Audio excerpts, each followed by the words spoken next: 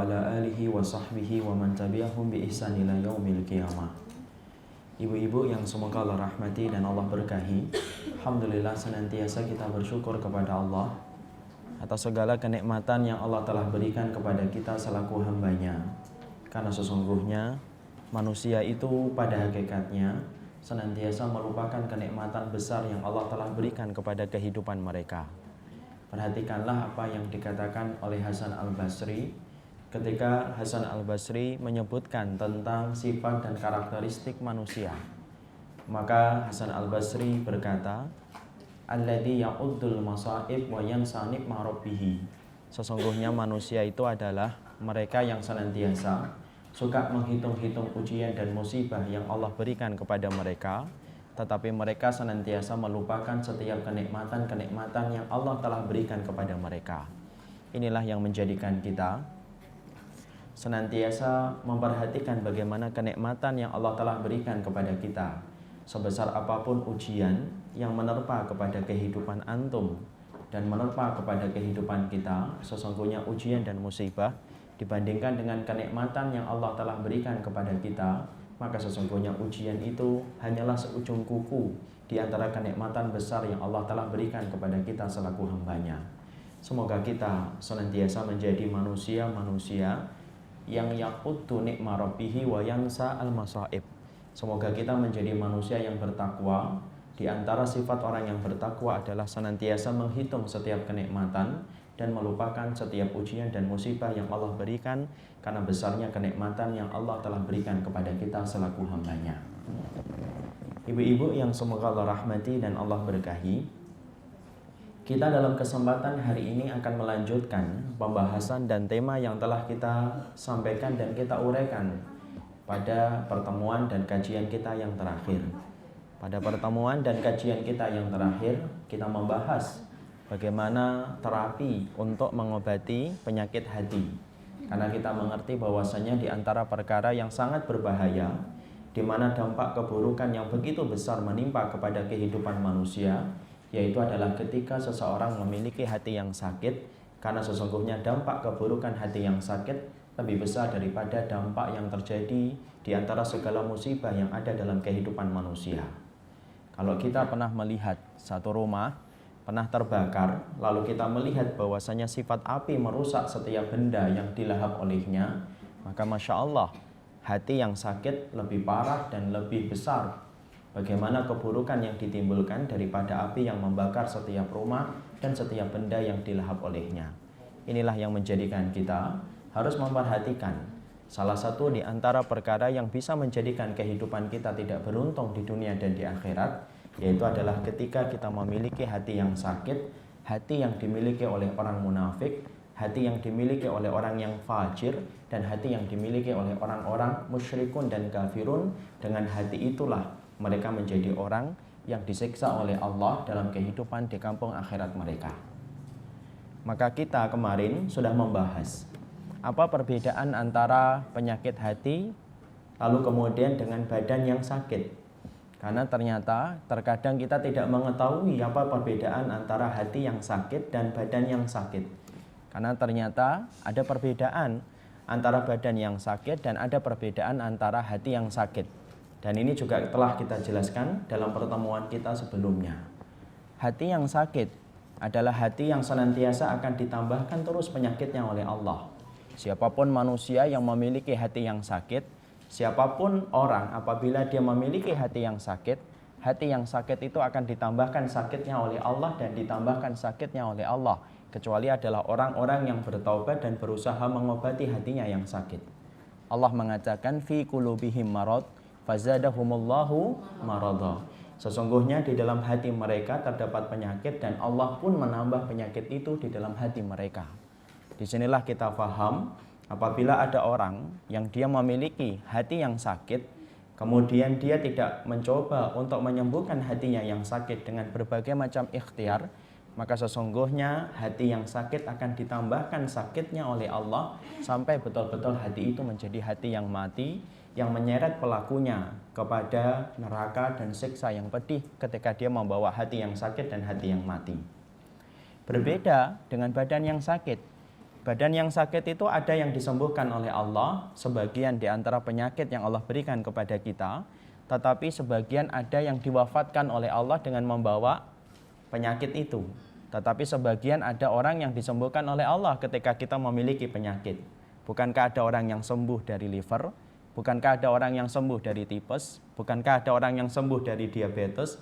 Karena sesungguhnya sebagian penyakit ada yang dibawa sampai mati ketika Allah menakdirkan dia mati dengan penyakit itu. Ada yang ditakdirkan untuk sembuh ketika dia memiliki penyakit itu kalau Allah berkehendak. Makanya Allah itu memiliki sifat asy-syafi. Apa artinya asy-syafi? Yaitu adalah maha penyembuh. Siapapun orang yang sakit, maka boleh baginya berikhtiar untuk berobat. Dan kemudian dia harus yakin kepada Allah bahwasanya Allah yang menurunkan penyakit dan Allah pula yang akan menyembuhkan ketika Allah berkehendak. Tetapi juga kita harus paham, ada sebagian takdir yang memang telah ditetapkan oleh Allah sebelum kita dilahirkan, bahwasanya ada di antara kita yang nanti akan meninggal membawa penyakit sampai kita meninggal dunia. Siapapun yang sabar dengan penyakit yang dia bawa, maka dia akan mendapatkan kemuliaan karena Allah akan menghilangkan segala maksiat dan dosa yang pernah dia kerjakan. Disinilah kemudian perbedaan yang pertama, bahwasanya apabila hati yang sakit akan ditambahkan terus penyakitnya. Tetapi kalau ada penyakit yang kita bawa di dalam badan kita, sesungguhnya badan kita yang sakit ada yang disembuhkan, ada yang diwafatkan dengan penyakit tersebut. Yang kedua, yang kita pelajari di dalam kajian kita sebelumnya adalah bahwasanya penyakit hati adalah penyakit yang menjadikan kita bertambah hina di hadapan Allah. Siapapun mereka yang membawa hatinya ketika sakit ataupun hatinya yang mati, maka sesungguhnya hati yang sakit menjadikan kita hina di hadapan Allah.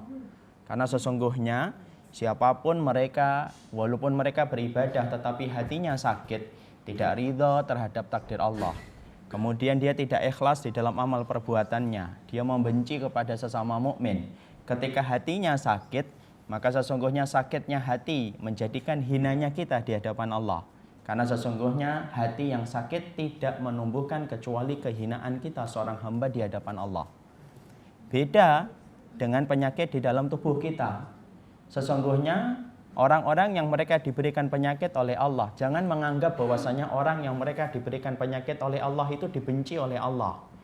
Karena sesungguhnya penyakit itu diberikan oleh Allah, salah satu hikmahnya adalah supaya ibu lembaran kehidupannya bersih dengan penyakit yang Allah titipkan kepada badan kita, supaya kita tidak perlu repot untuk dihisab pada waktu hari kiamat ketika kita sabar mendapatkan penyakit yang Allah berikan kepada kita di dunia. Jadi Masya Allah, kalaulah sakit itu kita artikan adalah kemurkaan dari Allah, maka sesungguhnya Nabi Ayub adalah orang yang paling dimurkai oleh Allah, karena sakit yang diderita oleh Nabi Ayub adalah selama 18 tahun dalam satu riwayat. Kalaulah penyakit itu adalah merupakan bagian dari kemurkaan Allah, pastilah Allah itu tidak akan pernah memberikan sakit kepada Nabi, di mana sakitnya Nabi 2 kali sakitnya kita. Karena Rasulullah SAW bersabda, wa inni la'u'aku kama yu'aku bihi rajulaini minkum. Sesungguhnya kalau saya sakit yang aku derita itu 2 kali sakitnya kalian. Jadi Rasulullah itu demamnya, sakit kepalanya, ataupun sakit yang beliau derita 2 kali sakitnya kita selaku manusia biasa. Jadi kalau kemudian kita katakan bahwasanya sakit adalah merupakan bagian dari kehinaan seseorang manusia di hadapan Allah, maka sesungguhnya Nabi Ayub tidak akan diberikan sakit dan Nabi Rasulullah tidak akan diberikan sakit. Tapi sesungguhnya sakit yang Allah berikan kepada manusia adalah merupakan sakit, di mana sakit itu menjadikan diri kita apabila kita bersabar, apabila kita ihtisab, mengharapkan pahala dari sisi Allah, maka sesungguhnya itu akan menggugurkan dosa-dosa kita di hadapan Allah Subhanahu wa taala. Makanya berhusnudzon. Marilah kita berbaik sangka apabila Allah memberikan kepada kita sakit, sesungguhnya sakit merupakan anak tangga untuk menaikkan derajat kita di hadapan Allah dengan sakit yang Allah berikan kepada kita.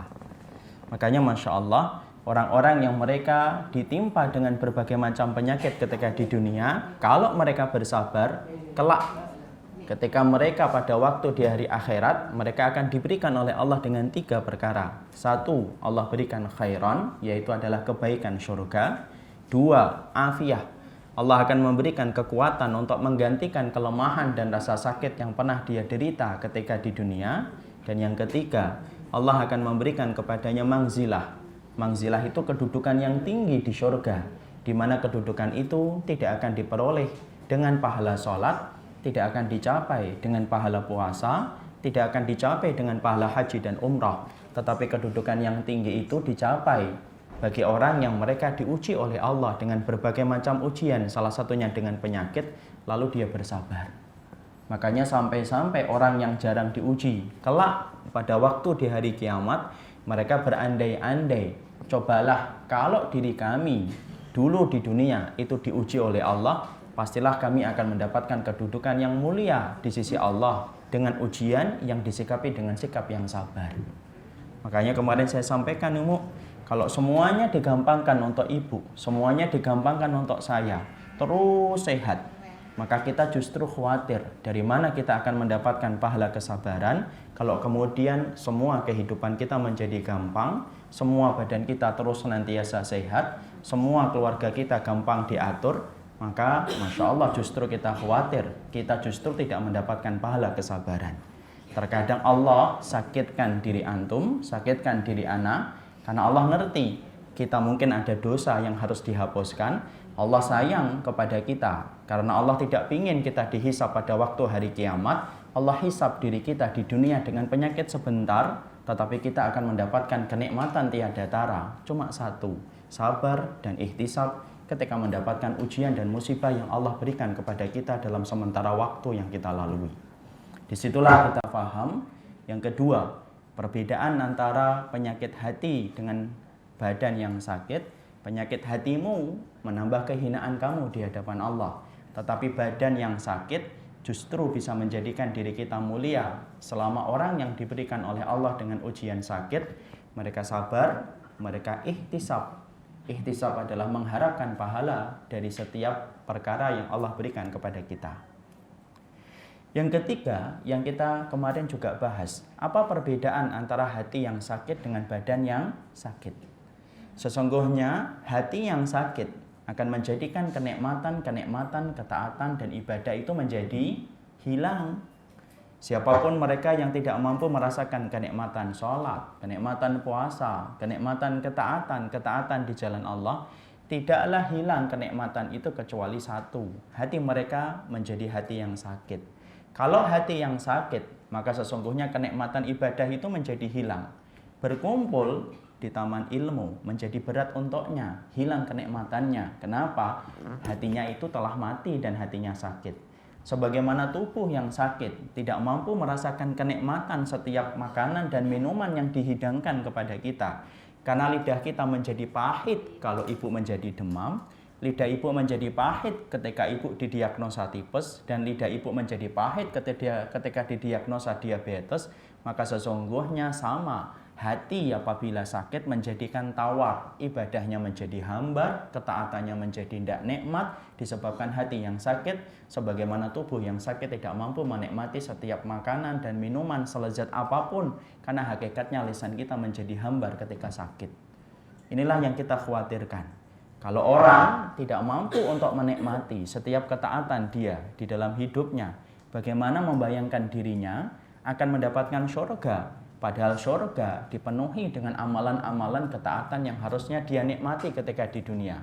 Bangunan surga kalau boleh kita sederhanakan, maka terdiri dari bangunan sholat kita, bangunan puasa kita, bangunan sedekah kita, bangunan ilmu kita. Kalaulah sholat itu, puasa itu, ilmu itu tidak mampu kita nikmati di dunia, bagaimana kita bisa membayangkan orang yang tidak pernah merasakan kenikmatan surga di dunia, maka sulit baginya akan mendapatkan kenikmatan surga di dalam kehidupan akhirat. Makanya kenikmatan surga di dunia dikatakan oleh para ulama salaf itu terletak kepada ketaatan yang kita kerjakan ketika Allah berikan kenikmatan ketika melakukan itu. Tanya sama Allah, kalau kemudian ternyata kita tidak mampu menikmati sholat, tanya kepada Allah, dosa apa yang telah kita kerjakan ketika kita tidak mampu bangun di tengah malam. Tanya kepada Allah, kenapa kita tidak mampu menikmati ilmu yang datang dalam kehidupan kita? Karena sesungguhnya disebabkan dosa. hilanglah kenikmatan di dalam ketaatan dan ibadah kita ketika kita menghamba diri kepada Allah. Jadi pada dasarnya Masya Allah, hati yang sakit menjadikan semua ketaatan itu tidak nikmat. Mendapati pendidikan anaknya tidak dinikmati dengan sabar. Mendapati kekurangan istrinya dan suaminya tidak mampu dinikmati dengan bersabar. Apapun kenikmatan di dalam ketaatan menjadi hilang disebabkan hati yang sakit. Beda dengan badan yang sakit. Badan yang sakit itu masih bisa merasakan kenikmatan di dalam ketaatan. Tetapi mereka tidak mampu merasakan kenikmatan di dalam masakan dan minuman, itu saja. Ibu apabila sakit, sulit untuk makan. Ibu apabila mahnya kambuh, akan mual. Setiap minum pun akan dimuntahkan. Maka sesungguhnya badan yang sakit hanya menghilangkan kenikmatan makan dan minum. Tetapi mereka tetap menikmati setiap ketaatan kalau mereka adalah orang yang beriman dan mereka adalah orang yang ihtisab. Berapa banyak ibu kita lihat orang-orang yang diuji dengan sakit yang luar biasa, di mana kita sulit membayangkan diri kita kalau terkena penyakit itu, tetapi dia tetap nikmat ketika membaca Al-Quran. Dia tetap nikmat ketika merasakan sakit yang dia derita. Kenapa? Karena sakitnya badan kita tidak menjadikan hati kita menjadi sakit kalau dia adalah orang yang beriman. Dia tetap mampu menikmati keridhaan, dia tetap menikmati kesabaran, karena yang tidak bisa dia nikmati cuma satu, lezatnya makanan dan minuman itu yang tidak bisa dia nikmati. Tetapi ketaatan yang ada di dalam hatinya dia nikmati dengan luar biasa kalau dia adalah orang yang beriman. Jadi sakitnya hati menjadikan ketaatan nikmatnya itu hilang, tetapi sakitnya badan kita menjadikan lezatnya dan minuman itu, makanan dan minuman itu hilang. Jadi Masya Allah, inilah yang kita khawatirkan apabila kita sampai hilang kenikmatan di dalam ketaatan. Kalau sampai kita tidak bisa menikmati Quran, tetapi malah menikmati musik. Kalau kita tidak bisa menikmati sunnah, tetapi malah menikmati bid'ah, hati-hati. Jangan-jangan banyak dosa yang telah kita kerjakan, Allah cabut kenikmatan kita di dalam ketaatan itu sampai menjadikan kita tidak mampu untuk melahirkan ketaatan di jalan Allah dan tidak lahir rasa kenikmatan itu. Kemudian yang berikutnya perbedaan yang telah kita bahas. Orang yang sakit hatinya, mereka terkadang tidak sadar kalau hatinya sakit. Tapi kalau orang itu badannya sakit, pasti terasa. Ibu punya asam lambung yang naik sedikit saja, ibu akan merasakan lambungnya begitu perih. Sampai saking perihnya kita memuntahkan apa yang ada di dalam perut. Kenapa? Sakit apapun di dalam badan itu terasa. Kita kakinya diinjek oleh saudara kita, kerasa. Kita ditusuk, terasa. Kita dipukul, terasa. Kenapa? Sakit di dalam jasad itu terasa, sangat terasa. Tapi beda dengan sakit di dalam hati. Banyak orang yang mereka itu di dalam hatinya sakit, tetapi tidak merasa kalau mereka itu sakit hatinya.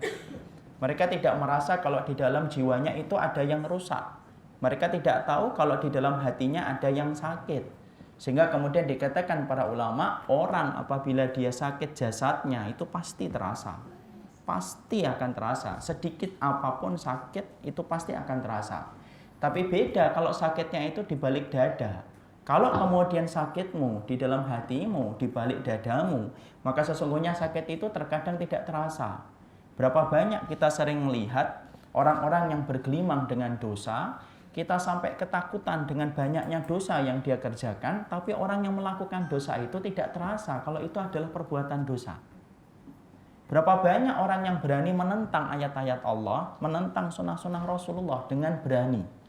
Contohnya hari ini kita melihat ada orang yang mereka itu setia membela kaum homoseksual dan lesbian. Tapi ketika dia membela dan membenarkan perbuatan itu, mereka kemudian tidak merasa apa yang mereka lakukan itu salah, bertentangan dengan kitabullah dan sunnah. Padahal perilaku homo dan lesbian, ibu tahu, sesungguhnya perilaku homo termasuk di antara dosa yang paling berat hukuman hududnya. Hukuman hudud itu apa? Hukuman yang diberlakukan kepada orang yang menyimpang dari jalan Allah dan Rasulnya. Homo, saking beratnya perilaku itu ditetapkan oleh Allah hukumannya, boleh mereka itu dibawa ke puncak gunung ataupun ke atas tebing, lalu mereka dijatuhkan dari tebing-tebing yang tinggi, setelah dijatuhkan dilempari batu dari atas. Kenapa seberat itu perilaku homo dibenci oleh Allah? Karena sesungguhnya di antara kenikmatan yang paling Allah murkai adalah kenikmatan yang ditampilkan dan didapatkan seseorang ketika mendatangi sejenis. Ya. Kadang-kadang kita mendapati ada orang yang sakit hatinya, dia membela sesuatu yang salah. Tapi dia tidak merasa kalau apa yang dilakukan itu menunjukkan karakter munafiknya ketika hatinya itu sakit. Dia tidak merasa apa yang dia lakukan itu menunjukkan hati yang sakit. Karena hati yang sakit banyak orang yang tidak merasa. Kapan orang yang hatinya sakit akan didiagnosa bahwasanya hatinya itu sakit? Ketika dia bersama dengan orang yang salih, orang yang berilmu, orang yang baik akhlaknya, dia akan ketahuan bahwasanya ternyata dia sakit hatinya dibandingkan dengan orang-orang salih yang ada di sekitarnya. Jadi ini Masya Allah, ini yang menjadikan kita sering tertipu. Karena sesungguhnya tidak terasa, kalau badan kita sering terasa.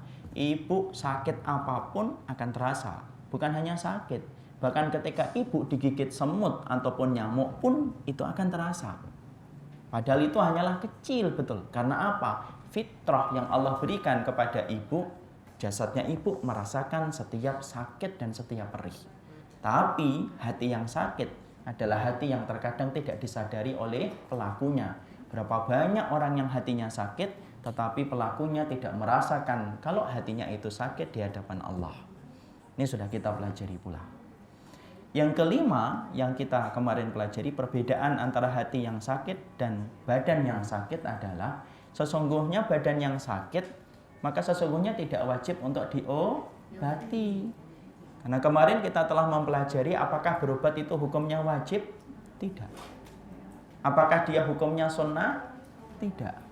Tetapi sesungguhnya berobat itu hukumnya mubah. Kenapa? Berobat itu hukumnya mubah. Kalau berobat itu hukumnya itu adalah wajib ibu, maka sesungguhnya Ubay bin Ka'ab itu berdosa karena dia meminta kepada Allah supaya diberikan sakit demam untuk menggugurkan dosa. Kalau berobat itu adalah wajib, maka wanita Ansor bekas budak yang hitam legam, dia tidak akan masuk surga. Padahal wanita itu, budak hitam legam itu justru manis atau tidak manis saya tidak tahu. Jadi sesungguhnya wanita itu kemudian dia masuk surga disebabkan dia bersabar ketika dia itu mendapatkan penyakit ayan sampai kemudian dia bersabar dan mendapatkan surga. Kemarin telah kita bahas sesungguhnya penyakit di dalam jasad ibu tidak wajib untuk kemudian berobat. Makanya kalau ada anggota keluarga ibu ataupun ibu sendiri, kemudian ibu tidak mau berobat, tidak boleh bagi kita lalu kemudian berkata, ikhtiar berobat itu wajib. Tidak ada dalil yang menerangkan itu wajib. Tetapi hukumnya adalah mubah. Ketika ibu tidak mampu untuk menerima rasa sakit dan menyebabkan ibadahnya menjadi berantakan dengan sakit, sunnahnya berobat. Tapi kalau ibu ingin mengharapkan dengan sakit yang ibu terima dan ibu lalui dengan sabar, dan kemudian ingin mendapatkan pahala dengan rasa sakit yang ibu terima yang ditetapkan oleh Allah, maka ibu pun akan mendapatkan pahala karena sesungguhnya berobat itu tidak wajib, tetapi dia adalah mubah. Beda dengan hati yang sakit. Hati yang sakit itu wajib nggak diobati? Wajib. Karena sesungguhnya tidak akan beruntung orang yang menutup mata ketika meninggal dunia, dia membawa hati yang sakit. Inilah yang kita pelajari di dalam pertemuan kita pada waktu sebelumnya. Sekarang mari kita perhatikan. Penyebab-penyebab hati yang sakit itu apa?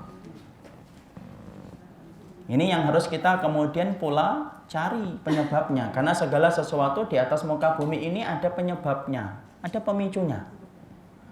Bukankah tipes ada pemicunya, yaitu adalah ketika kita terlalu letih dan ketika kita tidak memperhatikan pola makan.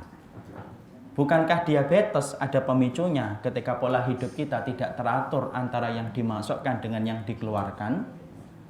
Bukankah DB pun ada pemicunya ketika Allah menakdirkan nyamuk ya, kemudian menggigit kita dan akhirnya kita menjadi demam karena sesungguhnya segala sesuatu itu ada penyebabnya. Maka sama pula hati yang sakit, sebelum kita membahas bagaimana terapi hati yang sakit apabila menimpa kepada diri kita, maka kita harus dulu mencari penyebabnya itu apa. Sampai kemudian akhirnya manusia itu hatinya keras. Sampai menjadikan manusia itu hatinya gersang. sampai menjadikan jiwanya itu menjadi kering. Itu kenapa sih? Karena kalau kemudian kita ngobatin tetapi kita tidak ngerti pemicunya apa, bisa jadi kita ngobatin tetapi kita mengulang kembali pemicunya dan akhirnya menimbulkan penyakit kembali. Orang yang ngobatin diabetes tetapi tidak ngerti pemicu diabetes itu adalah gula, bisa jadi sembuh satu waktu, tetapi hari berikutnya dia akan minum dan banyak makan gula, tidak mengontrol gula yang masuk ke dalam tubuhnya. Maka sehatnya sebentar, sakitnya pun lama. Kenapa? Karena dia tidak ngerti pemicu penyakit itu apa. Inilah yang menjadikan kita mendapati penjelasan para ulama di dalam Tazkiyatun Nufus.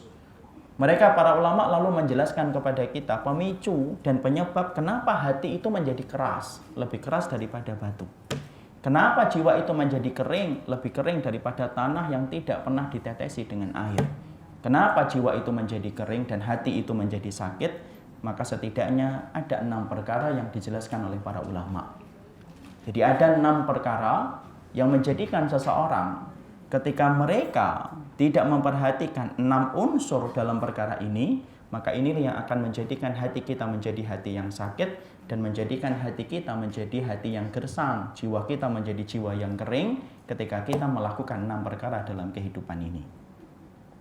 Para ulama lalu kemudian menerangkan, yang pertama, lalai untuk bermuhasabah. Yang pertama adalah lalai untuk bermuhasabah. Lalai untuk bermuhasabah. Muhasabah itu apa sih? Muhasabah itu introspeksi, merenungkan diri, melihat kepada catatan dosa dan catatan maksiat yang telah kita kerjakan dan kita lakukan. Itulah muhasabah. Ya. Makanya sesungguhnya barang siapa di antara hamba ketika dia menyisir jalan di dalam kehidupannya, tetapi dia tidak pernah memperhatikan dirinya, lalu merenungi dirinya, lalu mengukur dosa dan kemaksiatan yang dia telah kerjakan, maka sesungguhnya orang yang tidak pernah mengintrospeksi dirinya menjadikan hatinya itu menjadi hati yang keras. Karena sesungguhnya setan itu senantiasa menjadikan kita lupa kepada kemaksiatan dan dosa yang telah kita kerjakan. Kalau orang sudah dilupakan oleh setan terhadap dosa dan kemaksiatan yang dia telah kerjakan, maka itu yang akan menjadikan dia nyaman dengan perbuatan yang salah yang dia kerjakan. Hatinya menjadi keras ketika dia tidak pernah bermuhasabah.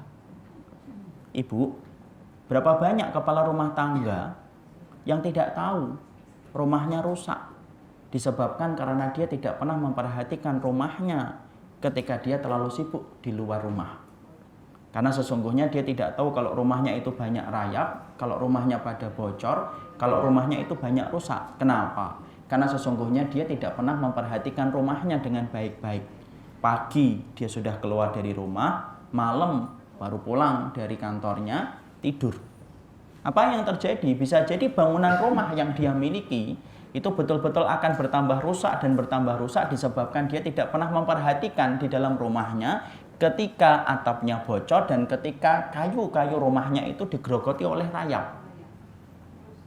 Ibu, banyak di antara kita yang apabila tidak pernah cek lab, maka sesungguhnya kita tidak pernah tahu ternyata kita ini membawa bakat penyakit apa. Karena kita tidak pernah mendiagnosa diri kita ke laboratorium.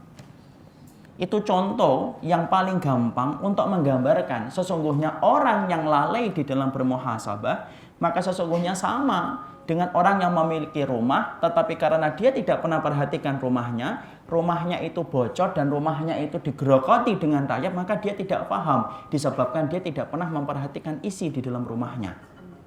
Sama pula dengan diri kita, kalau kita tidak pernah ngecek ke lab, kita tidak pernah tahu bakat-bakat penyakit yang kemudian ada di dalam tubuh kita. Kalau kita tidak pernah melihat ke dalam tubuh kita. Sama pula, orang yang akhirnya jatuh dalam perbuatan hati yang keras, itu adalah disebabkan salah satunya ketika mereka lalai untuk melakukan muhasabah, merenungkan tentang dirinya, melihat lembaran kehidupannya, melihat catatan dosa dan maksiat yang telah dia kerjakan. Kalau kita tidak pernah bermuhasabah kepada diri kita, tidak pernah melihat catatan bagaimana kehidupan kita, sesungguhnya orang yang jarang bermuhasabah adalah orang yang berpotensi besar untuk menjadikan hatinya menjadi hati yang keras. Makanya rata-rata orang yang beriman, lahir keimanan dan ketakwaan itu salah satunya adalah karena muhasabah.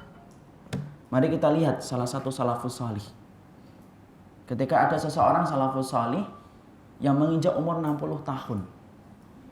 Apa yang dia ketahui, apa yang dia kerjakan ketika dia itu tahu bahwasanya dia telah berumur 60 tahun. Dia kemudian merenung, muhasabah. Dia lalu berkata, saya ini 60 tahun. Berapa banyak dosa yang telah saya kerjakan selama 60 tahun. Jadi salaf itu setelah mengetahui bahwasanya dia berumur 60 tahun, dia bermuhasabah, dia ingin tahu besarnya dosa dan kemaksiatan yang dia telah kerjakan itu sebanyak apa.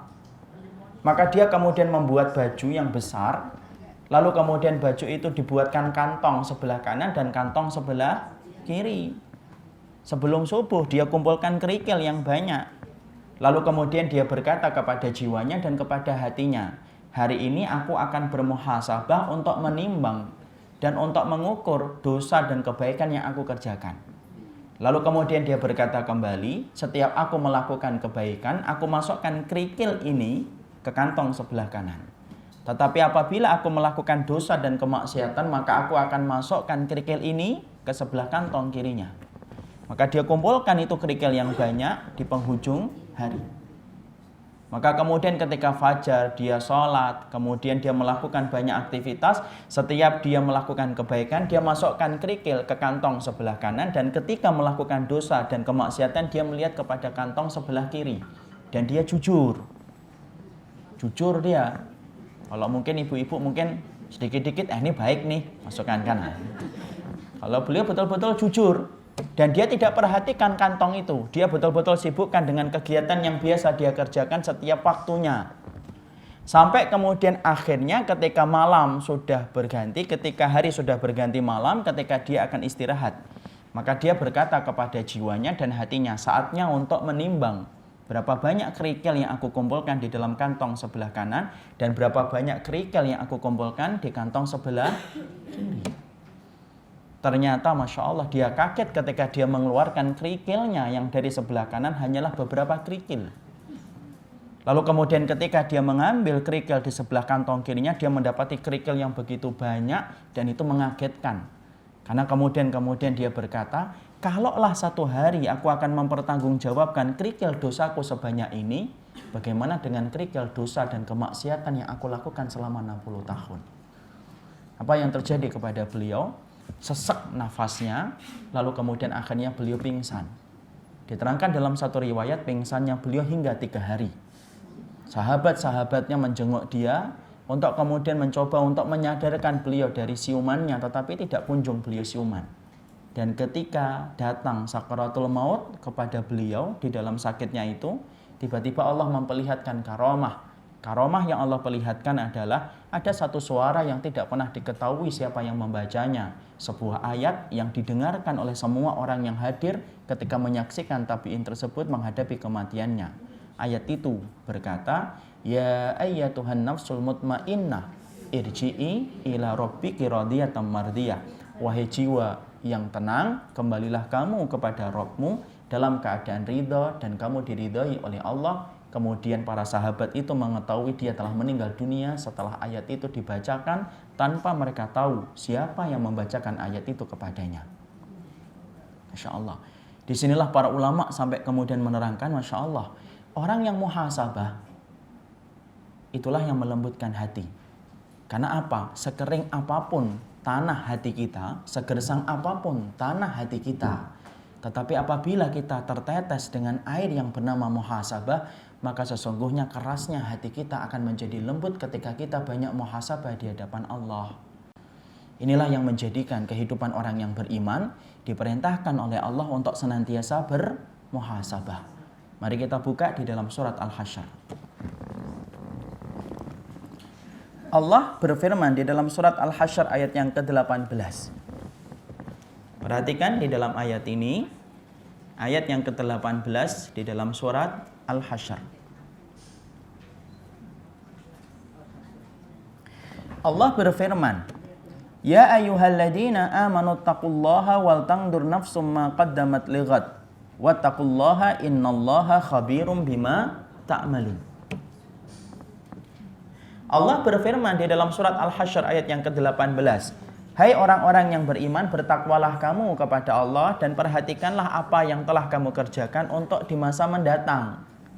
Bertakwalah kamu kepada Allah, maka sesungguhnya Allah mengetahui apapun yang telah kalian kerjakan. Perintah di dalam bermuhasabah yang ada di dalam ayat ini diapit oleh dua kalimat takwa. Yang pertama, wattaqullaha. Allah mengatakan sebelumnya, wattaqullaha, bertakwalah kamu kepada Allah dan perhatikanlah amal yang telah kamu kerjakan untuk di masa mendatang. Lalu Allah setelah memerintahkan kita untuk bermuhasabah atas apa yang telah kita kerjakan untuk di hari esok, Allah pun kembali perintahkan kepada kita, wattaqullaha, bertakwalah kamu kepada Allah. Para ulama lalu kemudian menjelaskan kenapa perintah muhasabah diapit oleh dua perintah untuk bertakwa kepada Allah. Karena kamu gak akan pernah mampu bertakwa kepada Allah sampai kamu bermuhasabah atas apa yang telah kamu kerjakan. Inilah yang menjadikan kita bermuhasabah. Karena orang yang lalai di dalam bermuhasabah, yang senantiasa menjadikan dia lupa catatan dosa dan kemaksiatannya. Dan orang yang jarang bermuhasabah adalah orang yang paling berat ketika dia dihisab oleh Allah kelak pada waktu hari kiamat. Makanya sampai Umar bin Khattab radhiyallahu anhu berkata, hasibu anfusakum qabla an tuhasabu. Makanya sampai kemudian Umar bin Khattab berkata, hisablah diri kalian sebelum kalian itu dihisab oleh Allah. Tidak perlu kita menghisab orang lain, karena kamu tidak pernah diperintahkan untuk menghisab orang lain. Karena terkadang kita justru banyak menghisab orang lain terhadap kesalahan dan kemaksiatan yang dia kerjakan, tetapi kita melupakan hisab kepada diri kita. Allah tidak pernah perintahkan antum untuk menghisab orang lain, karena sesungguhnya hisabnya orang lain itu adalah di hadapan Allah. Tetapi Allah perintahkan bagi kita untuk menghisab diri kita, karena sesungguhnya orang yang banyak menghisab apa yang dia kerjakan di dunia menjadikan dia ringan hisabnya kelak pada waktu hari kiamat. Di Masya Allah, menghisab diri akan menjadikan dia cepat bertaubat. Menghisab diri akan melembutkan hatinya. Menghisab diri akan menjadikan hatinya akan lembut ketika dia banyak bermuhasabah kepada hatinya. Di Masya Allah, dihisab diri kita. Dihisab bagaimana ibu bersama suami. Apa kesalahan-kesalahan yang telah dikerjakan. Kalau ibu menghisab kesalahan itu, ringan untuk meminta maaf. Supaya ibu mendapatkan keridhaan dari sang suami. Hisab diri kita ketika bersama dengan anak-anak kita. Apa yang nampak ketika dulu kita tidak bersabar mendidiknya. Hisab ketika dulu kita mengajari anak kita salah. Ketika kita belum datang kepada kita ilmu, hisab. Dengan itu kemudian kita beristighfar, ya Allah ampuni kami. Ketika dulu mendidik anak-anak kami, belum datang kepada kami ilmu, dan ternyata ilmu itu adalah ilmu yang salah. Orang yang bermuhasabah dimudahkan oleh Allah untuk memiliki hati yang lembut. Dan orang yang lalai di dalam bermuhasabah menjadikan hatinya menjadi hati yang keras. Kerasnya hati melebihi kerasnya batu. Karena sesungguhnya batu masih bisa tertetes dengan air yang meresap ke dalam batu.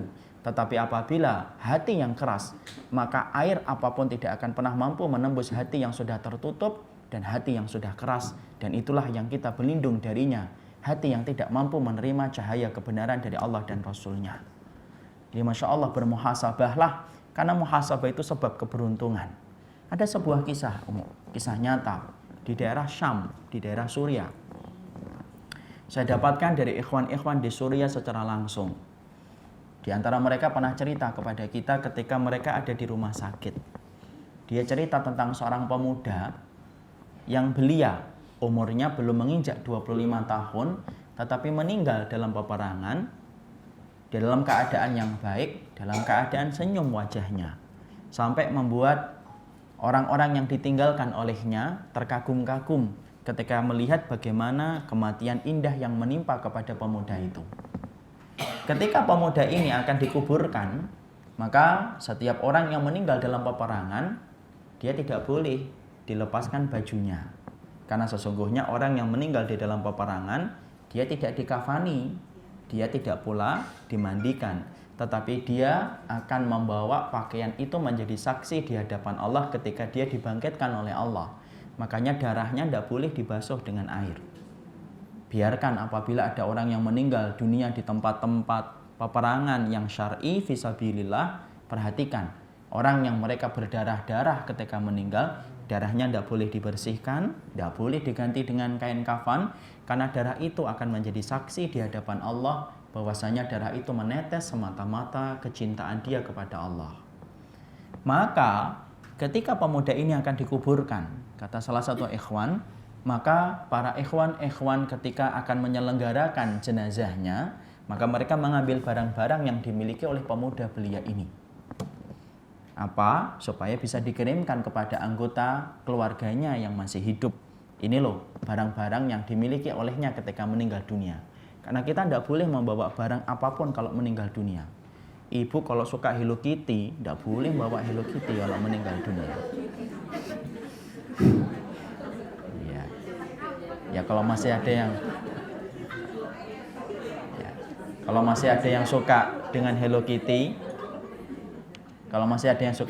Kitty, banyak-banyak istighfar kepada Allah. Dan kalau ditanya ustadznya jangan nyebutin nama saya. Jadi kemudian tidak boleh bawa barang. Kita kembali ke cerita kisah nyata itu. Maka ketika dia akan diselenggarakan untuk kemudian dalam pemakamannya, apa yang terjadi? Mereka mendapati ada sebuah buku catatan kecil yang ada di sakunya. Diambil buku itu, lalu diselenggarakan bagaimana penyelenggaraan jenazahnya. Masya Allah, ibu tahu apa yang tertulis di dalam buku kecilnya? Yang tertulis dalam buku kecilnya adalah catatan-catatan dosa menurut dia. Padahal ketika dibuka, catatannya apa? Catatannya adalah catatan amal yang tampaknya biasa bagi orang lain, tetapi tidak biasa bagi pemuda belia ini. Dia mengatakan, saya pernah memasukkan bola, tertawa terbahak-bahak. Lalu kemudian ditulis oleh beliau dan dia sesali dengan sebuah kalimat, ini dosa saya kepada Allah. Satu ditulis. Saya pernah merasa sombong ketika memasukkan bola, ditulis lagi satu. Di mana apa yang ditulis oleh beliau adalah sesuatu yang dipandang oleh ikhwan-ikhwan ketika membaca tulisan itu adalah sesuatu yang biasa. Tapi tidak biasa bagi orang yang senantiasa bermuhasabah layaknya pemuda belia ini. Makanya kemudian ikhwan-ikhwan lalu berkata, Masya Allah, pantas Allah memilihnya untuk meninggal dalam peperangan dalam keadaan yang mulia, disebabkan hatinya adalah hati yang senantiasa bermuhasabah kepada Allah. Jadi Masya Allah, disitulah kisah nyata di mana kita mendapatkan sebuah faedah manis. Orang yang bermuhasabah, dia akan mudah untuk beristighfar dan bertaubat. Dan orang yang bermuhasabah adalah orang yang akan dipilih hatinya oleh Allah menuju kepada kebaikan ketika dia banyak bermuhasabah kepada Allah. Tidak akan pernah datang ketakwaan kita kepada Allah sampai kita bermuhasabah. Allah ketika perintahkan dirimu untuk bermuhasabah, Allah terangkan dengan dua kalimat perintah untuk bertakwa. Wattaqullaha, bertakwalah kamu kepada Allah. Wal tangdur nafsum ma qaddamat liqad wattaqullaha. Dan kemudian perhatikanlah apa yang telah terjadi dalam dirimu untuk kemudian di hari mendatang bertakwalah kamu kepada Allah, karena orang yang bermuhasabah akan menjadikan dirinya lembut, jiwanya akan lembut, hatinya akan lunak ketika dia banyak bermuhasabah kepada Allah. Makanya Masya Allah, orang yang nikmat di dalam iman adalah orang yang diberikan mata yang besar melihat dosanya dan diberikan mata yang kecil ketika melihat dosa saudaranya. Tapi orang yang tidak diberikan nikmat adalah orang yang diberikan mata yang kecil ketika melihat dosa dan maksiatnya, tetapi dia punya mata yang besar untuk melihat dosa saudaranya. Inilah yang menjadikan akhirnya dia sibuk dengan aib orang lain, tetapi dia tidak sibuk dengan aibnya diri sendiri.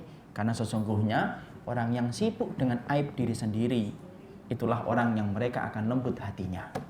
Jadi Masya Allah, yang pertama yang kita dapatkan, orang mengapa hati itu menjadi keras? Disebabkan apabila orang yang mereka lalai di dalam bermuhasabah, maka menjadikan hati mereka menjadi hati yang keras. Ibu tidak pernah cek lab, ibu tidak akan pernah tahu penyakit-penyakit bakat yang ibu bawa itu apa. Kalau ibu tidak pernah periksa dokter dan tidak pernah periksa di laboratorium.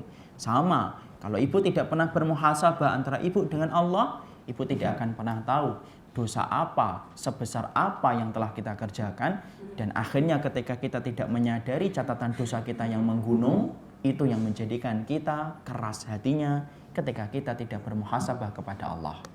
Ini yang pertama. Yang kedua, para ulama lalu menerangkan, yang kedua yang menjadikan hati itu menjadi hati yang keras, hati yang sakit, yaitu adalah orang-orang yang mereka tidak memperhatikan makanan dan minuman yang dia telan. Karena sesungguhnya dia senantiasa menelan dan mengkonsumsi sesuatu yang haram dan sesuatu yang syubhat. Karena sesungguhnya makanan-makanan yang syubhat dan makanan yang haram itu loh perkara yang paling cepat menjadikan hati itu keras. Makanya Allah sampai memerintahkan kepada kita, ya ayyuhar rusulu kulu minat thayyibati wa'malu salihah. Makanya sampai Allah berfirman kepada kita, wahai para rasul, makanlah yang baik yang Allah berikan dan beramalah dengan amal yang salih. Ibu tahu nggak kenapa ada kata perintah beramal setelah ada perintah kalimat untuk memakan rezeki yang baik? Ada yang tahu? Apa hikmahnya? Kenapa Allah setelah perintahkan para nabi untuk memakan sesuatu yang halal dan thayyib, lalu kemudian Allah perintahkan untuk beramal? Kenapa itu terjadi? Ada yang tahu kenapa? Hikmahnya kenapa? Kenapa Ibu? Kenapa?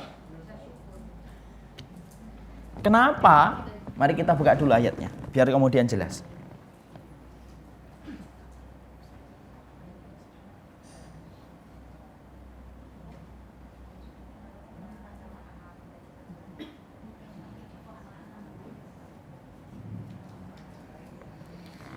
Dibuka dalam surat Al-Mu'minun ayat 51. Al-Mu'minun 51.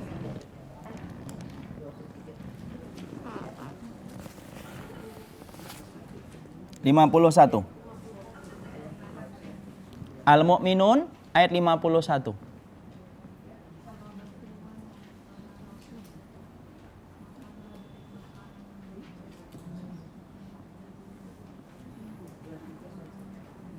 Sudah?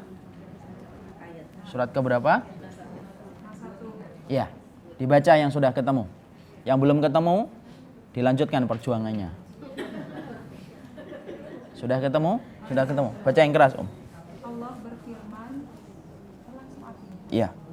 Allah berfirman, wahai para rasul, makanlah dari makanan yang baik-baik dan kerjakanlah kebaikan. Sungguh, aku maha mengetahui apa yang kamu kerjakan. Perhatikan di dalam ayat itu, Ummu. Allah perintahkan yang pertama kepada para rasul itu apa perintah yang pertama? Makanlah yang baik. Lalu kemudian Allah perintahkan perintah yang kedua. Apa perintah yang kedua? Yaitu kerjakanlah amal-amal yang salih wa'malu salihan. Sekarang saya tanya, apa hikmahnya yang bisa kita petik dari ilmu? Kenapa ada perintah untuk beramal salih setelah kalimat perintah untuk makan yang baik? Masya Allah. Betul. Para salaf itu berkata, kenapa ada sebuah perintah yang kedua untuk beramal dengan amal yang salih setelah perintah untuk memakan apa yang baik? Para salaf berkata, karena sesungguhnya amal salih kita itu tergantung dengan makanan baik yang kita konsumsi. Jadi makanya apabila ada seseorang yang mereka tidak biasa untuk membedakan makanan yang haram, makanan yang syubhat, lalu dia terbiasa dengan barang-barang syubhat yang dia makan dan dia rubah menjadi makanan dan minuman, itu loh yang menjadikan akhirnya cahaya ketaatan di dalam tubuh kita itu menjadi mati ketika kita tidak terbiasa dengan pola makanan yang halal dan pola makanan yang bersih dari yang syubhat. Makanya sampai para nabi diperintahkan oleh Allah untuk memperhatikan setiap makanan yang mereka masukkan ke dalam mulut mereka. Tidak boleh bagi mereka memasukkan kecuali yang baik, karena sesungguhnya para nabi tidak akan mampu beramal salih sampai mereka membersihkan makanan mereka. Makanya sampai dikatakan oleh para ulama, cukuplah antum itu disebut sunnah ketika antum mengerti bagaimana antum memperhatikan setiap suapan yang kita masukkan di dalam mulut kita. Karena yang menjadikan hati kita keras itu apa sih? Kenapa sih kadang-kadang kita susah untuk melakukan ketaatan? Jangan buru-buru salahkan setan. Karena mungkin bisa jadi itu ditimbulkan karena makanan-makanan syubhat yang kita makan. Entah kita mendapatkan dari suami yang tidak pernah kita tanya bagaimana kebersihan harta yang dia berikan kepada kita. Itu loh yang menjadikan akhirnya kita berat melakukan ibadah. Karena setiap satu suapan barang yang didapatkan dari sesuatu yang haram, suapan itu yang akan memadamkan cahaya iman di dalam tubuh kita dan jiwa kita. Ketika seseorang telah memasukkan barang yang haram dan syubhat ke dalam tubuhnya. Makanya sampai dikatakan cukuplah sunnah. Orang itu kemudian dikatakan sunnah kapan? Bukan hanya dengan banyaknya kajian yang dia ikuti. Cukuplah orang itu dibilang sunnah ketika dia senantiasa memperhatikan suapan yang dia masukkan ke dalam mulutnya. Kalau dia adalah orang yang selalu teliti memperhatikan setiap apa yang dia masukkan, itulah adalah orang yang paham sunnah.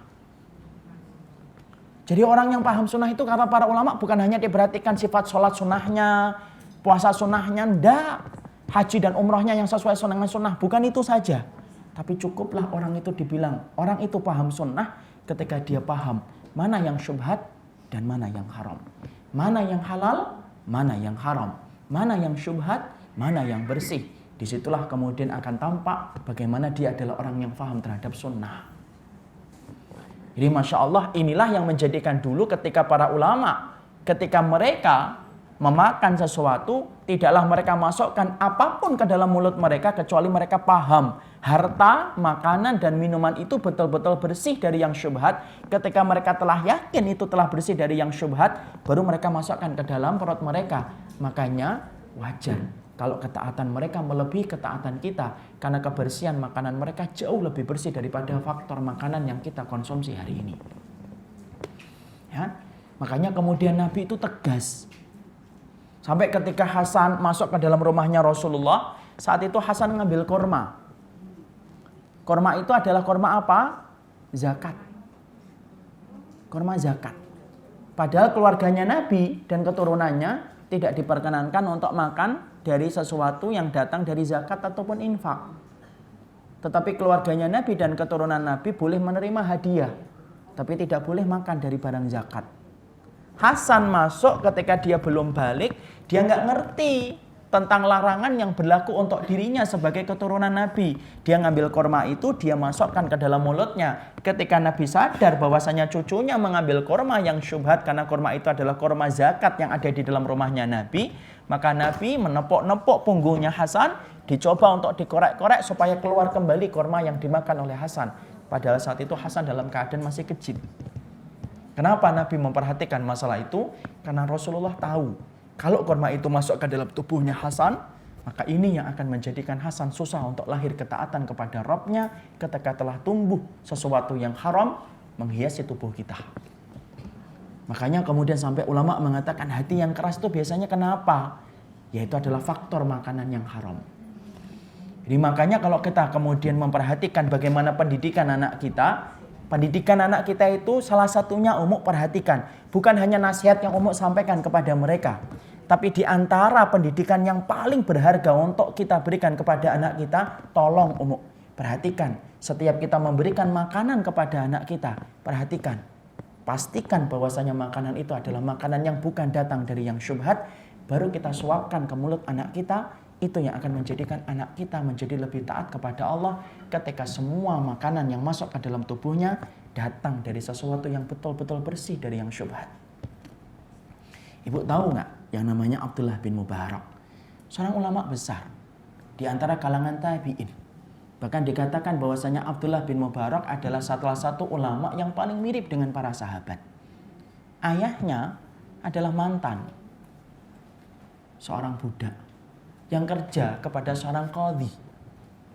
Lalu kemudian ketika dia kerja dalam sebuah kebun milik seorang qadhi, maka sang qadhi itu menitipkan kebun itu kepada Mubarak supaya Mubarak itu menjaga kebun itu.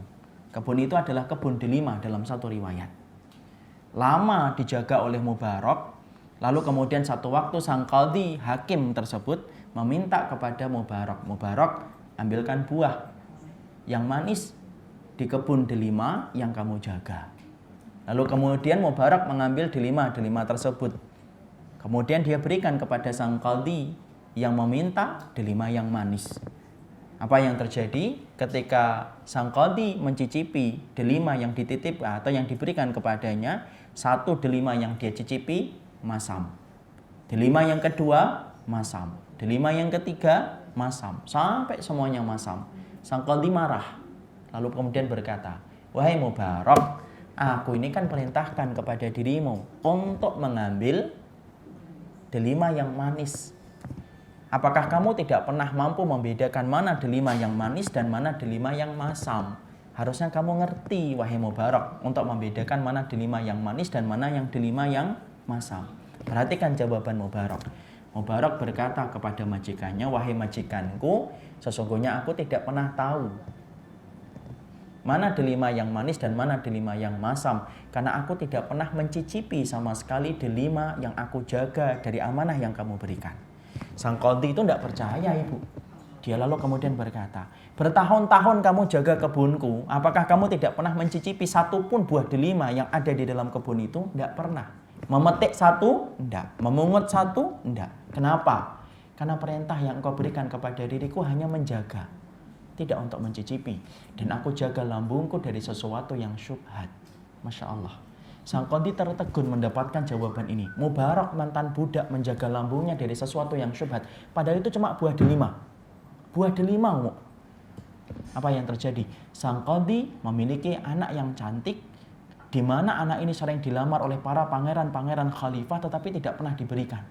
Ketika dia mendapati Mubarak adalah orang yang menjaga lambungnya, sang qadhi ini tahu cukuplah orang itu sunnah ketika dia senantiasa memperhatikan lambungnya dari sesuatu yang haram. Lalu dia nikahkan putrinya dengan Mubarak. Maka di antara anak yang dimiliki oleh pasangan ini siapa? Abdullah bin Mubarak, tabi'in yang terkenal dengan kesalihannya karena hidupnya mirip dengan para sahabat. Dan tidaklah Abdullah bin Mubarak ini lahir dalam ketaatan kecuali salah satunya karena bapaknya menjaga lambungnya dari sesuatu yang syubhat. Ibu tahu Umar bin Abdul Aziz? Jangan perhatikan Umar bin Abdul Aziz bagaimana pendidikan orang tuanya ketika selalu menasihati ndak. Tapi salah satu di antara penyebab yang menjadikan Umar bin Abdul Aziz menjadi khalifah yang luar biasa di dalam keadilan dan ketakwaan, sampai dikenal oleh sejarah sebagai Khulafaur Rasyidin yang kelima setelah Ali bin Abi Thalib. Kenapa? Karena sesungguhnya dia punya orang tua penjual susu. Yang mana ketika dia sedang menjual susu bersama ibunya, ketika pada pemerintahan Umar bin Khattab radhiyallahu anhu, maka kemudian ibunya di waktu malam ketika sedang menuang susu-susu itu, maka ibunya berkata, dicampur air sedikit nak supaya untung kita agak bertambah. Tetapi kemudian anaknya yang solihah berkata, ndak ibu, bagaimana kalau Umar itu tahu apa yang kita lakukan? Lalu kemudian ibunya berkata, alah Umar ndak ngerti, Umar sedang tidur di rumahnya. Padahal saat itu Umar ada di balik pintu rumah itu, mendengar percakapan antara sang ibu dengan sang anak penjual susu.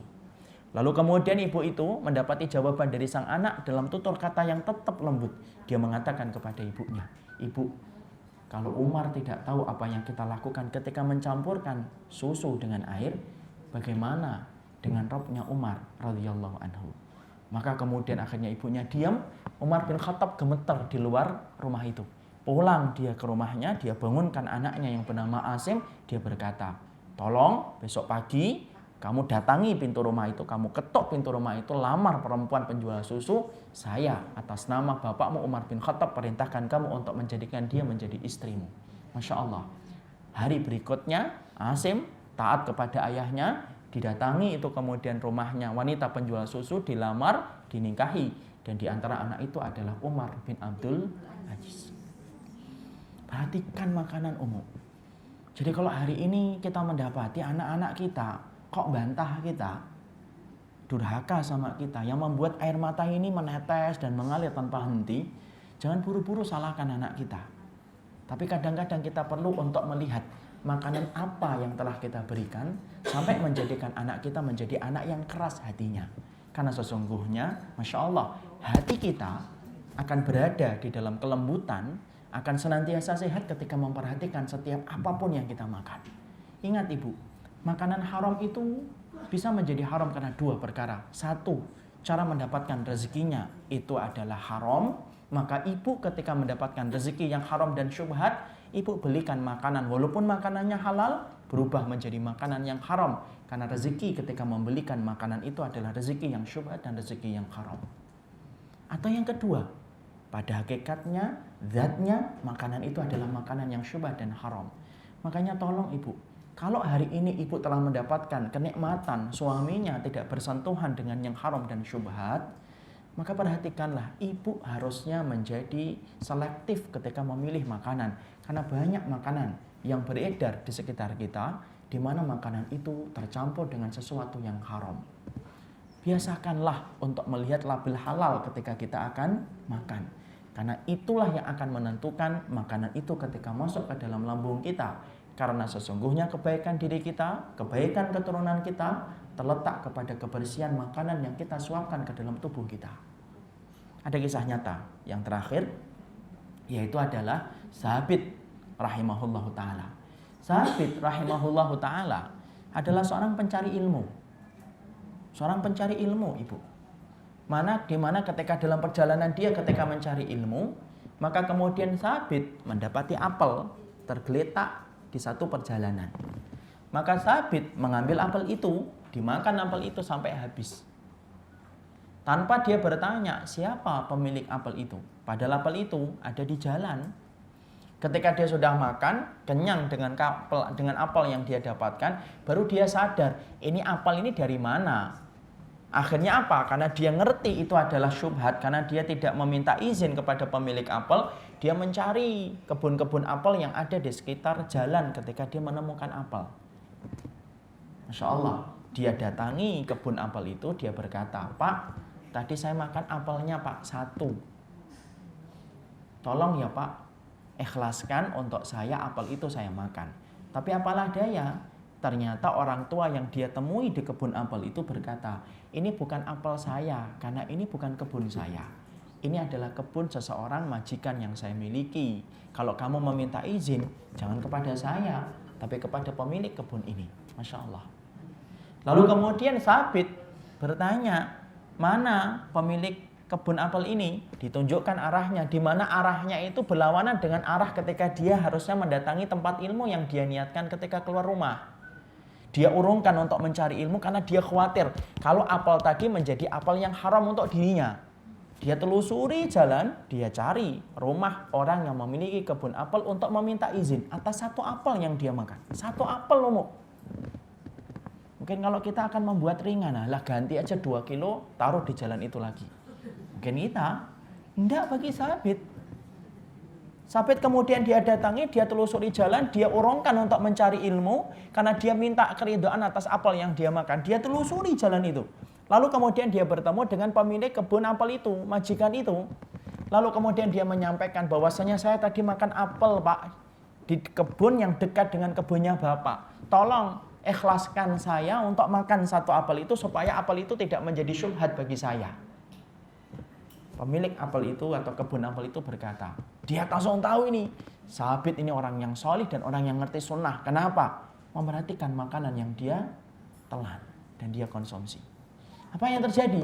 Maka pemilik kebun apel ini berkata, aku tidak maafkan kamu. Kecuali dengan 1 syarat. Kamu nikahi anak saya. Jangan ketawa dulu ibu. Nggak enak, belum selesai. Tapi anak saya buta, anak saya tuli, dan anak saya bisu. Coba. Maka kemudian dia berpikir, Masya Allah saya harus menikahi seorang wanita yang buta, tuli, dan bisu. Tapi karena dia ketakutan bahwasanya makanan itu adalah haram, dia korbankan untuk menikahi wanita itu, di mana wanita itu diterangkan oleh bapaknya buta, tuli, bisu. Masya Allah. Akhirnya nikah gara-gara apel. Padahal dia belum melihat itu wanita yang akan dia nikahi. Itulah para salaf. Bagaimana mereka itu hati-hati betul. Akhirnya dia nikah. Kemudian ketika telah terjadi akad nikah dan telah terjadi ijab kabul, maka dia pergi ke kamar wanita yang dia nikahi, yang dikatakan oleh pemiliknya tadi adalah buta, tuli, bisu. Ketika dia akan masuk ke dalam rumah atau kemudian kamar pengantin, dia berkata, Assalamualaikum. Ternyata orang yang di dalam kamar itu menjawab, Waalaikumsalam. Maka dia berpikir, jangan-jangan saya salah kamar. Kemudian dia keluar lagi Bu. Kemudian bapaknya tadi mengatakan, mau kemana kamu Sabit? Ya salah kamar, karena tadi dia menjawab, enggak itu kamar anak saya, masuk sana. Masuk dia ke kamar itu. Masuk ke dalam kamar itu, kemudian ternyata wanita yang dia nikahi menghampiri dia, mencium dia. Sampai Sabit berkata, kamu melihat diriku? Aku lihat dirimu. Kamu melihat fisikku? Iya. Kemudian dia berkata, ini pasti ada yang salah ini. Kemudian buru-buru anak itu atau kemudian putri itu yang baru dinikahi oleh Sabit berkata, bapakku berkata bahwasanya aku adalah bisu. Iya. Yang dimaksudkan bapakku adalah tidak pernah mengajarkan kepada diriku kecuali mengatakan yang baik. Aku bisu dari dosa dan maksiat karena ayahku selalu mengajarkan aku yang baik.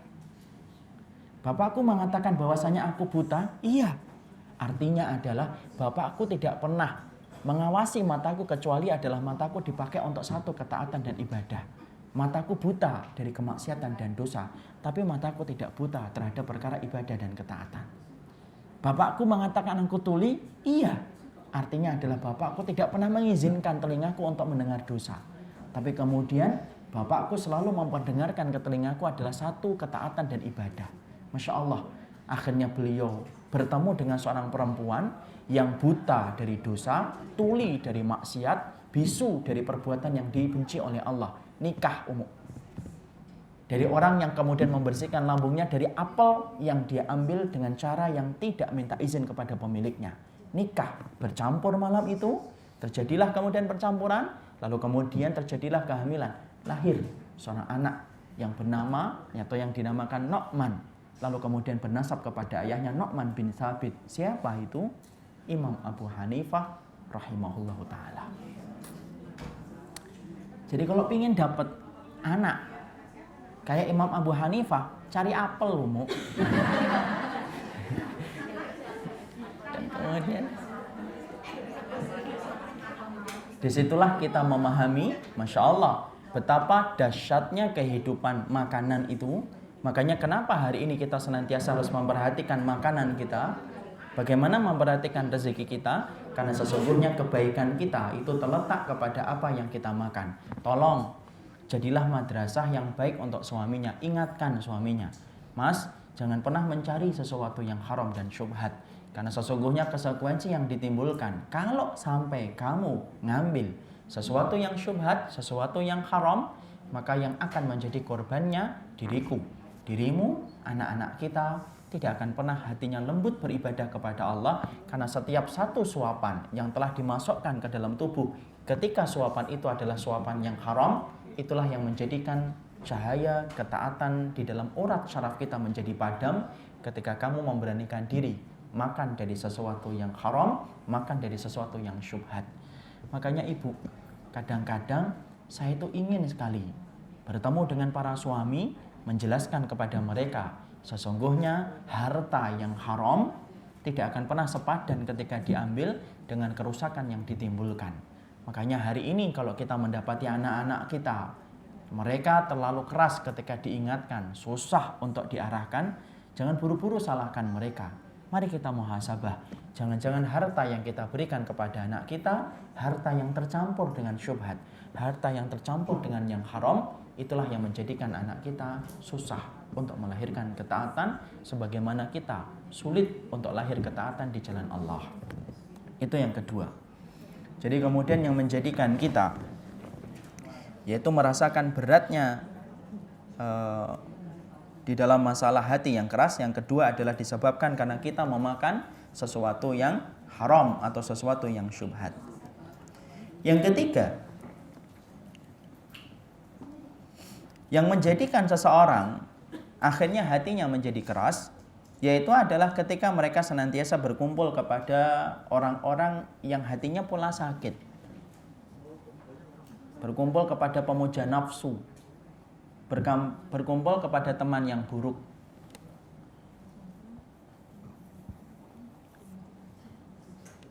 Berkumpul kepada teman-teman pemuja nafsu dan teman-teman yang buruk.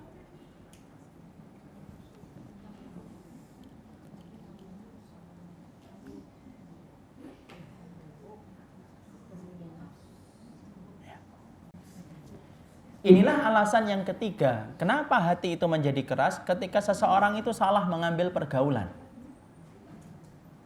Ketika kita bersama dengan orang-orang yang senantiasa memuja kepada nafsu, memuja kepada kemaksiatan dan dosa, ini loh yang menjadikan hati kita susah terangkat dari penyakitnya ketika hati kita bertemu dengan hati yang sama-sama rusak. Makanya orang apabila lesbian ketemu dengan temannya lesbian, walaupun mengatakan saling menguatkan, justru tidak akan pernah sembuh dan tidak akan pernah terangkat dari penyakitnya. Kenapa? Hati adalah organ tubuh yang paling cepat terpengaruh. Makanya di dalam Islam kita diperintahkan untuk memilih teman-teman dan selektif di dalam memilih sahabat, karena temanmu adalah sesuatu yang akan mempengaruhi hatimu. Ya? Jadi Masya Allah, kalau ibu-ibu berkumpul dengan orang yang sering datang ke kajian ilmu, maka lama-lama ibu akan terpengaruh untuk datang ke kajian ilmu, karena setiap bertemu dengan dia bercerita tentang kenikmatan yang dia dapatkan dari majelis ilmu. Itulah wajar hati kita. Ibu tahu kenapa hati itu dinamakan qalbun di dalam bahasa Arab? Di surati inqilabiha. Dinamakan hati adalah qalbun di dalam bahasa Arab karena hati adalah organ tubuh yang paling cepat berputar-putar dan berubah-ubah. Makanya kemudian perintahnya adalah ketika kita beribadah kepada Allah, perhatikan ibadah kita. Ibadahmu ditentukan dengan teman yang ada di sekitarmu. Orang yang dekat dengan orang-orang yang senantiasa memuja kepada nafsunya dan senantiasa hatinya yang sakit, kita berkumpul, kita bersahabat, maka sesungguhnya penyakit buruk itu menular. Makanya kata hikmah dijelaskan, su'ul khuluqi yu'ti. Penyakit buruk itu nular. Penyakit buruk itu menular. Sebagaimana berapa banyak suami yang akhirnya berubah disebabkan istrinya, sebagaimana sebaliknya berapa banyak istri yang berubah disebabkan suaminya. Jadi Masya Allah, perhatikanlah kepada siapa kita berteman, karena sesungguhnya teman itu mempengaruhi bagaimana lembutnya dan kerasnya hati kita. Kalau kemudian kita memiliki teman-teman yang masih bermaksiat, apakah kita tinggalkan Ustadz? Tidak. Bersamalah selama kita mampu untuk menjaga hati kita. Tapi jangan pernah memberanikan diri bersama dengan mereka ketika hatimu lemah. Karena yang kita khawatirkan ketika kita hatinya lemah bersama dengan orang yang masih memuja kemaksiatan, ibu ketika hatinya lemah, disitulah pertahanan kita akan rapuh. Dan ketika pertahanan kita rapuh, kita akan mencoba mencicipi kemaksiatan itu ketika kita melihat kenikmatan yang dirasakan oleh teman kita yang bermaksiat. Makanya Allah sampai kemudian berkata, ya ayyuhalladzina amanu taqullaha wa kunu ma'as-shadiqin. Wahai orang yang beriman, bertakwalah kamu kepada Allah dan bersamalah kamu dengan orang yang benar. Kenapa ada kata perintah bertakwa? Lalu setelahnya perintah berkumpul dengan orang yang benar, karena kamu tidak akan pernah bertakwa sampai kamu itu berkumpul dengan orang yang solih. Jadi Masya Allah, perhatikan teman kita, karena teman itu mempengaruhi kita. Makanya sampai Rasulullah berkata, almar'u ala dini khalilihi. Sesungguhnya seseorang itu berdasarkan kualitas agama temannya. Jadi kalau misalkan kita melihat seseorang itu, lihat saja temannya itu gimana. Bermaksiat, berdosa, solih ataukah tidak. Kalau teman-temannya adalah solih, maka sesungguhnya kita pastikan ada kesolihan pula kepada dia, karena dia temannya adalah orang-orang yang solih. Berteman sama orang yang solih itu menguntungkan ibu. Menguntungkan di dunia, menguntungkan di akhirat. Karena orang yang solih pasti akhlaknya baik. Ingat loh, solih dan akhlak itu tidak pernah berpisah. Solih dan akhlak itu tidak pernah berpisah. Kalau ada orang yang solih tetapi dia tidak berakhlak, maka pasti dia itu pada dasarnya tidak solih. Karena apa? Kesolihan itu selalu menarik ke akhlak yang baik. Bersama dengan orang yang solih, keuntungan yang kita dapatkan di dunia adalah kita akan bersama dengan dia dan mereka akan menguatkan kita ketika kita dalam keadaan lemah iman. Manfaat kedua yang kita dapatkan nanti di akhiratnya, bahwasanya ketika kita bersama dengan orang yang solih itu mampu memberikan syafaat kepada kita, sebagaimana anak yang solih mampu memberikan syafaat kepada orang tuanya. Makanya ada satu riwayat diterangkan, ada orang-orang yang telah dimasukkan ke dalam surga, mereka mencari teman mereka. Teman yang kami bersamanya di dunia mana ya Allah? Dia berada di neraka. Lalu kemudian teman-teman yang soleh itu berkata kepada Rabbnya, ya Rabbana, kami meminta supaya dia diringankan dari adab neraka, supaya berkumpul dengan kami di surga sebagaimana kami berkumpul dengannya ketika di dunia di dalam kebaikan.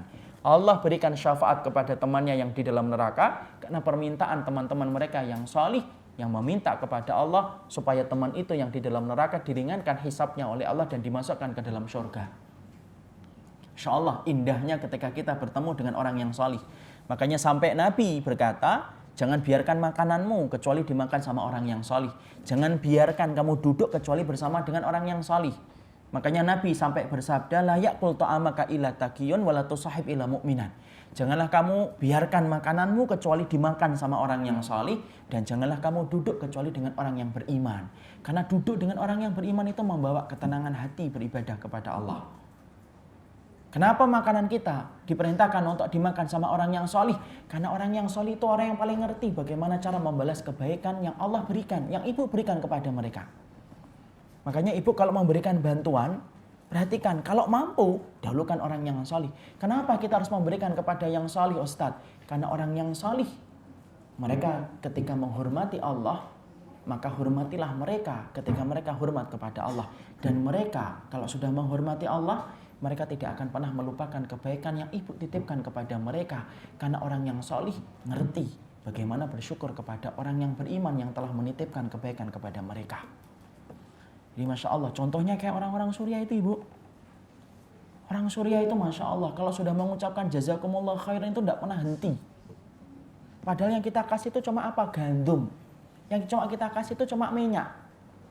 Tapi berulang-ulang mereka itu mengucapkan jazakumullah khairan itu berulang-ulang. Sampai terkadang kita ketika dulu mendistribusikan bantuan itu di sana, sampai kita berkata, Kif, sudah, terima kasihnya tidak usah diterus-teruskan terus.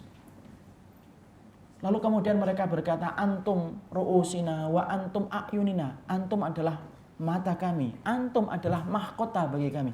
Padahal yang kita bawa untuk mereka itu sedikit dibandingkan dengan ujian yang mereka rasakan. Di situ saya baru tahu apa yang dimaksud oleh perkataan Nabi. Jangan biarkan makananmu kecuali dimakan sama orang yang solih. Karena orang yang solih adalah orang yang paling ngerti bagaimana membalas kebaikan yang kita berikan kepada mereka. Di dalam mereka menitipkan harapan mereka kepada Allah untuk membalas kebaikan orang itu ketika mereka berbuat baik. Jadi Masya Allah. Makanya penyebab ketiga, kenapa orang itu hatinya keras? Kalau mereka kumpul sama orang yang hatinya keras. Kalau mereka kumpul dengan teman yang buruk. Kalau mereka kumpul dengan orang yang memuja nafsu. Makanya kemudian sampai Imam Syafi'i berkata, watarku sufaha, tinggalkan orang yang bodoh. Orang yang mereka senantiasa memuja dunia berlebihan dan meninggalkan akhirat. Karena itulah yang akan merasakan manisnya iman. Tapi saya ingatkan ibu, kalau hari ini ibu akan meninggalkan teman-teman yang masih berbuat dosa dan kemaksiatan, ketika bersama mereka tidak memberikan manfaat, tolong tinggalkan mereka dengan akhlak yang baik. Jangan sampai mereka terluka. Kalau mampu, yang saya minta, jangan tinggalkan mereka. Sabar ketika bersama mereka, kuatkan hati, pertahankan pertahanan kita. Supaya kita tidak terpengaruh dengan mereka. Supaya apa? Supaya ibu bisa menjadi pintu kebaikan bagi saudaranya ketika saudaranya ingin kembali kepada Allah. Kalau setiap orang yang solih hari ini meninggalkan orang yang bermaksiat, lalu kapan orang yang bermaksiat itu akan merasakan nikmatnya sunnah dan nikmatnya tauhid? Kalau kita yang sudah merasakan itu meninggalkan mereka. Tapi sabar. Yang kedua, jangan terpengaruh dengan kemaksiatan mereka. Kalau ibu lagi sedang turun iman, jangan bersama dengan mereka dulu. Pertahankan dulu imannya. Setelah kita merasa kuat pertahanan kita, baru kembali bersua dengan mereka dan berkumpul dengan mereka. Tapi para ulama menerangkan yang ketiga, yang menjadikan hati itu adalah keras, yaitu adalah hati yang senantiasa berkumpul dengan teman-teman yang senantiasa memuja kepada nafsu dan memuja kepada syahwat. Yang keempat, kita singkatkan karena sudah mau zuhur. Yang menyebabkan seseorang akhirnya keras hatinya adalah lemah mengingat kenikmatan surga. Lemah mengingat kenikmatan surga. Tidak pernah membayangkan indahnya surga.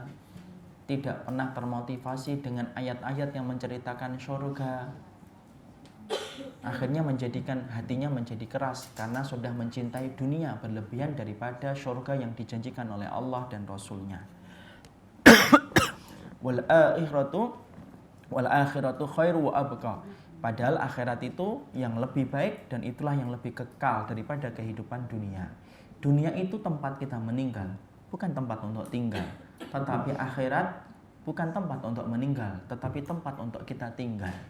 Siapapun yang sering menghadirkan surga di pelupuk matanya, maka akan terasa ringan masalah dunia.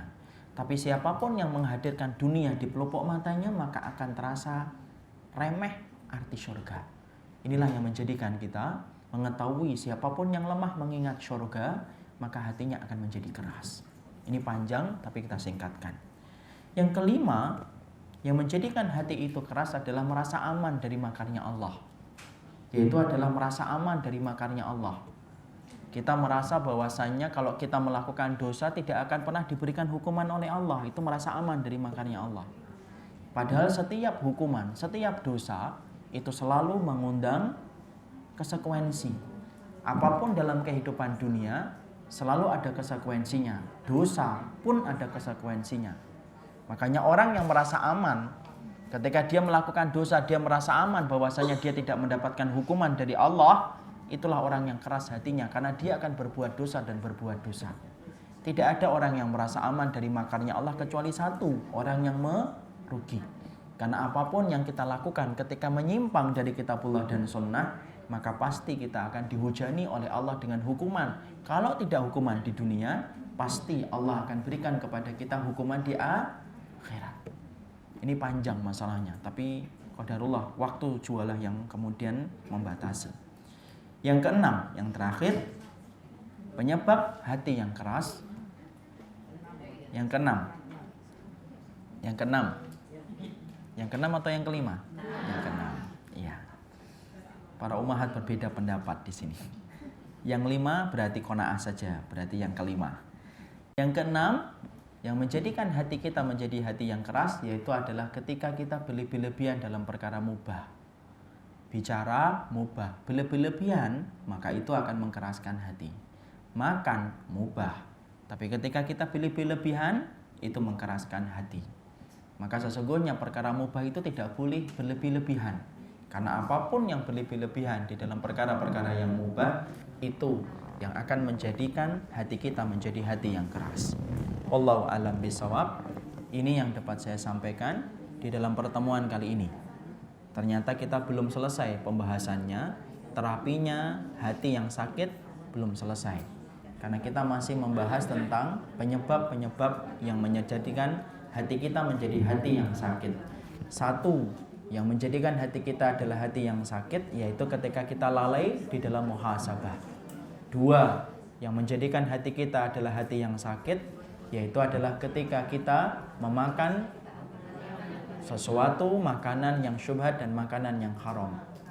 Yang ketiga, yang menjadikan hati kita adalah menjadi hati yang keras ketika kita berkumpul dengan teman-teman yang memuja nafsu dan teman yang buruk.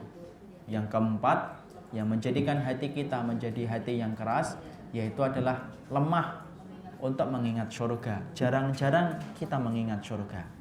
Yang kelima, yang menjadikan hati kita, yaitu adalah hati yang keras ketika kita merasa aman bahwasanya perbuatan dosa itu tidak akan diberikan hukuman. Padahal setiap penyimpangan yang antum kerjakan akan selalu mengandung konsekuensi hukuman dari Allah. Kalau tidak di dunia, pasti di akhirat. Dan yang keenam, yang menjadikan hati kita menjadi hati yang keras, yaitu adalah ketika kita berlebih-lebihan di dalam agama. Berlebih-lebihan dalam perkara yang mubah. Inilah yang menjadikan seseorang hatinya keras. Kenapa? Yang mana ibu? Tadi ibu bicara itu mubah atau tidak mubah? Mubah. Tapi kalau kita bicara mendominasi dalam kehidupan kita ngobrol terus baik di dunia maya ataupun dalam dunia nyata, maka sesungguhnya banyaknya bicara itu mengkeraskan hati. Makan itu mubah atau tidak? Mubah. Tapi kalau ibu sampai kemana-mana hanya membicarakan tentang makanan, kuliner, terus, maka sesungguhnya itu yang akan mengkeraskan hati. Ya. Jadi Masya Allah, boleh nggak kita membicarakan makanan? Boleh, tidak ada masalah membicarakan makanan. Yang tidak boleh itu adalah ketika masalah itu mendominasi kegiatan dan aktivitas kita. Wallahu a'lam bishawab. Inilah yang kita sampaikan dalam pertemuan kali ini. Berarti masih ada part yang ketiga. Apa terapinya? Kalau betul-betul kita akhirnya sudah paham hati kita sakit, maka sesungguhnya ada terapi bagi hati yang sakit. Dan insya Allah kita akan teruskan pada pembahasan kita selanjutnya. Ini yang dapat kita sampaikan dalam pertemuan kali ini. Kita buka dengan 1 dan 2 pertanyaan sebelum datangnya zuhur. Karena zuhurnya 12.08. Silahkan kalau ada yang ingin bertanya, silahkan untuk kemudian disampaikan.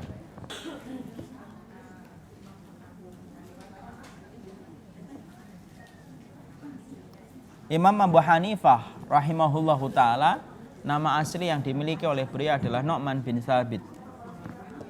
Nu'man bin Thabit rahimahullahu ta'ala. Ya.